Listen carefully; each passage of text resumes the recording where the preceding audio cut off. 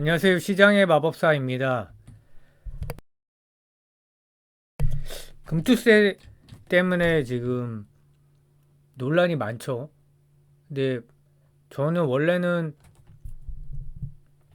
금투세가 폐지될 거라고 봤는데 한 열흘 전 그때쯤부터 이제 시장에 확실히 영향이 있다고 느껴졌습니다.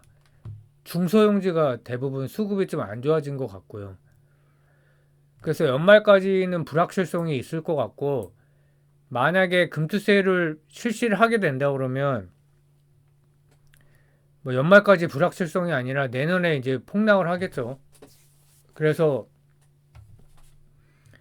연말까지 당연히 기다리면 안 되고, 국내 비중을 좀 축소 후에 관망하거나, 아니면 미국의 뭐 S&P ETF 스파이에 투자하던가, 그게 좀 낫지 않나 그렇게 생각을 하고요. 그래서 뭐 코스닥 거래대금 연중 최저 수준, 이상하죠 이게. 근데 이게 금투세 전조 증상이라는 거, 그렇게 저도 동의를 하고요.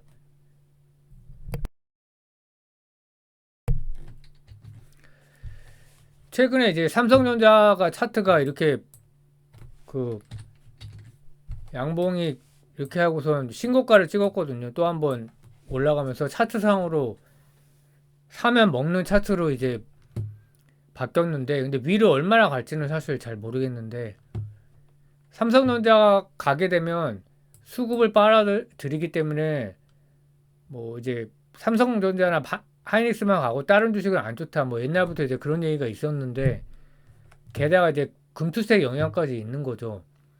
그래서 얼마 전에 이제 국회 예산 정책처에서 권고가 시행해야 된다. 금투세 정책 일관성을 보여줘야 된다. 그래서 2020년 말 국회에서 도입하는 것으로 합의한 내용이다. 근데 또 철회하면 안 된다. 그래서 이게 이제 뭐 예전에 영화에서 나온 대사죠. 송강호 씨가 한 얘긴데, 그 사실 너무 좀 실망을 했고, 와 정말 금융 후진국이구나. 그래서 그 자본시장을 키워야지 되는데, 키우면서 세금을 많이 받을 방안을 그때 이제 짜놔야 되는 거죠. 그 아주 지금처럼 이렇게 졸속으로 할 게 아니라 세부적으로 여러 가지를 짜야 되는데, 지금 하게 되면 주가가 이제 좋을 수가 없는 거죠. 그래서 뭐 코스닥이 뭐 어렵다고 하고, 후진 금융시장에 선진 과세를 도입하기 때문에 이게 이제 핵심이에요. 그래서 뭐 과세 체계를 보완할 필요는 있다. 뭐 단기 보유하면은 종합과세하고 장기 보유하면은 분리과세한다. 그러니까 보완책은 무의미하다고 생각을 합니다. 이게 나이 든 사람 같은 경우에는 여태까지 어떤 방식으로 번 사람들은 뭐 세금 내면 되는 거 아니야 이렇게 생각하는 사람들도 있어요. 근데 젊은 세대 입장에서 볼 때는 미국장하고 너무 차이가 나니까 저 같아도 이제 안 할 것 같거든요. 그래서 뭐 세액공제를 한다. 근데 다 소용이 없고 너무 약하죠. 그래서 증권사 CEO들이 얼마 전에 이제 이렇게 건의를 했죠. 원점 재검토해야 된다. 근데 이제 뭐 여러 가지 문제가 있지만, 일단은 준비 자체도 돼 있지 않다. 그래서 반기 두 번 징수한다. 그럼 복리 효과를 방지하겠다는 건가요? 그러니까 이런 거를 봤을 때 너무 어처구니가 없는 거예요. 너무 허술하게 짜여진 거죠. 그리고 향후 5년간 손실 2월인데, 그럼 5년 지나면 어떻게 되는 거죠? 그러니까 세금 뜯는 게 목적인가요? 그러니까 이게 심각한 거예요. 이렇게 되면은 나라가 중산층이 강해져야 되고, 부동산은 그 달러를 이렇게 계속 찍어내기 때문에, 한국이 이제 한국이 달러 찍어내는 건 아니지만 기축통화 발행국이 아니죠, 당연히. 근데 전 세계에 영향이 있다는 겁니다. 그래서 부동산이 올라가는 거는 달러 찍는 한은 어쩔 수가 없는 거예요. 근데 주식시장이 이렇게 안 좋으면 부동산에 더 가겠죠. 자금이. 그러니까 머니무브가 주식시장에서 한국 주식시장에서 미국으로 가거나 부동산으로 가는 거니까 이상하죠. 반대가 돼야 되거든요. 한국 주식이 이제 제가 주장하는 게 3천이 아니라 코스피가 4천, 5천으로 이렇게 계속 우상향한다는 거를 보여주면은 이게 부동산으로 가겠습니까? 이렇게 많이? 할 사람은 하지만 머니 무브가 일어날 거예요. 왜냐면 인덱스만 해도 보니까 S&P가 그렇잖아요. 그러니까 이렇게 만들어 놓고선 그 다음에 이제 그 사이에 과세 체계를 이렇게 연구를 많이 해갖고 해야 되는데 이거는 어처구니가 없는 거죠. 그리고 최대 27.5% 세금. 그 양도 차익이 3억이 넘으면 그러니까 너무 센 거죠. 그러면 사다리 걷어차기의 대책은 뭐냐? 없는 거예요. 젊은 층이나 뭐 중장년층에서도 뭐 돈이 없거나 뭐 하다 망해서 재기를 해야 되는데 자산이 적은 사람에 대해서 세금을 깎아주거나 면세를 해줘야 되는 거죠. 없어요. 그러니까 세금 뜯는 게 목적이다. 그래서 이거는 뭐 민주당을 지지하고 안 하고의 문제가 아니라 심각하게 잘못된 거다. 그래서 금융위원장 후보가 뭐 금투세 부정적이다 이렇게 얘기했지만 소용이 없고, 그래서 민주당이 뭐 이사회 충실 의무 대상을 주주로 확대하는 등 뭐 상법 개정안을 무더기로 발의했다 여러 가지. 개정안의 핵심은 382조 3에서 정한 이사회 충실 의무를 회사와 총 주주로 고친다는 거죠. 주주 보호를 해야 된다. 그래서 민주당이 이걸 하는 건 뭐겠습니까? 금투세를 실시하기 위한 상법 개정이다.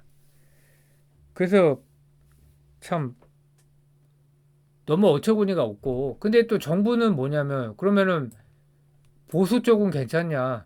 이사의 충실 의무 대상을 회사에서 주주로 확대하는 내용을 담은 상법 개정안 추진을 당분간 보류하기로 했다. 재벌 재계 거센 반발. 뭐 그러면 상속세를 감면하는데 이건 또 주주를 확대하는 거는 상법 개정은 안 하겠다는 거예요. 그럼 뭔가요? 그냥 상속세만 깎아주고 주가는 오르기가 좀 힘들겠죠. 그냥 밸류업 어설프게 하고 끝나겠죠. 그래서 여당은 상법 개정의 핵심을 보류하고 있고 주주를 확대하는 내용. 야당은 금투세를 또 실시하겠다고 하고, 그래서 금융후진국의 현실이라고 했지만 사실은 삼류 정치의 현실이고, 그래서 너무나 실망스럽고, 근데 실망만 할 게 아니라 뭐 청와대 청원 이런 거 있잖아요. 그런 거에 동의를 해줘야 되고, 그리고 미국 주식을 하면 되죠. 이걸 하겠다는 거는 한국 주식을 하지 말라는 거예요. 확률이 떨어지니까. 수익률이 떨어지니까 그거 뭐하러 합니까? 그렇게 해서. 그래서 한국 증시 극도의 디스카운트다. 소용이 없어요. 근데 디스카운트가 사실은 저평가가 아닌 거죠. 왜냐면 저평가의 요인이 있기 때문에. 그래서 최근 기준으로는 PBR이 1인데 6월 초 기준으로 0.96. 그 조사 대상국 44개국 중 코스피 지수의 PBR이 그 당시에 0.96이었는데 37위였다. 한국보다 낮은 국가가 남아프리카, 페루, 말레이시아, 칠레, 쿠웨이트, 필리핀, 싱가폴. 싱가폴도 굉장히 낮네요. 몰랐는데. 그래서 최근에만 그런 게 아니라 2005년, 2011년 기준 전 세계 증시 45개국 중 43위. 뭐 꼴등이죠. 2012년에서 2021년에는 41위로 최하위권을 기록을 했다. 그래서 작년 기준으로 그 세계은행이 출처인데 제조업 비중이 높은 국가의 PBR은 대체로 낮기는 해요. 한국은 제조업 비중이 28, 중국은 27, 대만은 34. 근데 PBR은 훨씬 높죠. 한국은 0.96, 중국은 2.2, 대만은 1.95. 그래서 이때 이제 뭐 나왔는데 미국은 PBR이 1.6인데 사실은 훨씬 높다고 봐야죠. 이게 평균을 낸 건데 빅테크나 이런 데는 이제 뭐 막 7, 10 막 이럴 거예요. 그래서 일본도 좀 낮죠. 1.1이면은 일본도 그러니까 밸류업을 했는데도 이 정도니까. 자, 그러면 매매 전략이 중요하죠. 뭐 한숨만 쉬는 게 이제 그래서 제가 유튜브 올리는 건 아니니까 어떻게 해야 될 거냐. 그 돈이 많은 사람은 사실은 부동산 하는 것도 괜찮다고 생각을 합니다. 이미 지금 올라가고 있죠. 수도권 위주로 해야죠. 근데 국내 증시 같은 경우에는 최대한 축소하는 게 저는 낫다고 생각을 합니다. BEP 수준에서 이제 매도 기회는 있겠죠. 그래서 S&P를 사거나 뭐 나스닥 QQQ를 사거나 아니면 관망을 해야 되고 근데 미국 주식도 싼 밸류 수준은 아닙니다. 포드 PER로 21배 S&P 기준 과거에 뭐 17배 이 정도였으니까 꽤 높은 수준이고요. 그 나스닥이 문제가 되는 게 뭐 소수 종목 위주로 불안한 상승을 하고 있다는 거죠. 이게 퍼져야 되는데 뭐 애플, 마이크로소프트, 엔비디아, 뭐 브로드컴 최근에 테슬라 급등을 했고 막 아마존 우리가 아는 빅테크 기업 위주로만 했기 때문에 그러면 AI의 테마가 끝난다 그러면 다른 기업이 못 받쳐주면 폭락을 하게 되는 거죠. 그래서 뭐 현금으로 들고 있는 것도 괜찮은 것 같고 그 국내 증시 예상을 어떻게 하냐 금투세가 이미 실시되는 걸로 가정을 하는 게 나은 것 같아요. 저는 안 될 거로 봤지만 우왕좌왕하고 진짜 삼류 정치의 수준을 보여주고 있다. 그러면 금투세 실시하면 실시 전에도 지금 수급이 불안한데 폭락을 할 거란 말이죠. 왜냐하면 한국 부동산과 나스닥하고 이제 경쟁 관계잖아요. 그러면은 뭐 나스닥 나 싫다 그러면 한국 부동산을 해버리지 뭐하러 그 한국 주식을 뭐하러 합니까? 세금까지 내면서. 그래서 폭락을 하게 되면 금투세 재검토를 할 겁니다. 그러니까 정말 오합지졸이죠. 정치인들이. 그 이미 중소형주 수급이 이탈했고 운용사가 선 매도를 하고 있다고 제가 들었거든요. 이거는 이제 팩트고요. 3프로나 이런 데서 들어보니까 그런 얘기를 하더라고요. 운용사에 뭐 고위 임원하고 만났는데 이미 대비를 하고 있다. 대비가 이제 매도죠. 펀드 같은 경우에도 이제 환매가 들어오는 거죠. 그래서 후진 정치 리스크다. 근데 이런 역사가 있었죠. 최근에도 2016년, 17년에 최순실 게이트로 코스닥이 급락을 했었죠. 그 다음에 그때 바이오가 이제 2차 상승이 일어나면서 코스닥 레버리지 ETF가 3배 정도 올랐던 걸로 기억이 나거든요. 근데 코스닥 레버리지 ETF가 그때 이제 처음 나왔었어요. 그래서 참 안타까운 게 한국 주식은 떨어지는 걸 또 기다려야 돼요. 장기 상승을 하는 게 아니라 오르면 팔고 떨어지면 또 사. 어떻게 보면 쉬운 것 같지만 절대 쉽지 않거든요. 또 어떻게 떨어질지 예측이 안 되잖아요. 그래서 뭐 미국 주식이 떨어져도 크게 안 떨어지는 걸로 생각을 한다면 뭐 한 배짜리를 사야겠죠. 스파이나 큐크크. 스파이가 좀 낫겠죠. 떨어져도 덜 떨어지니까.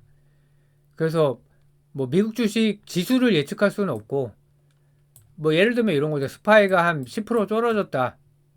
내년 상반기까지. 그러면 뭐 그 금투세를 실시 안 한다고 해도 미국 주식 따라서 떨어지겠죠.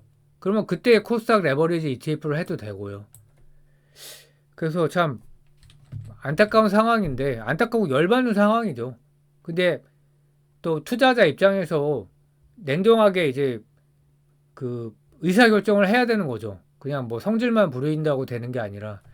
그래서 제 생각은 이렇기 때문에 뭐 국내 증시 스터디도 계속 하겠지만 일단은 제 머릿속에 이렇게 지금 정리를 한 상태입니다. 예, 주말 마무리 잘 하시고 또 다음 주에 뵙겠습니다. 감사합니다.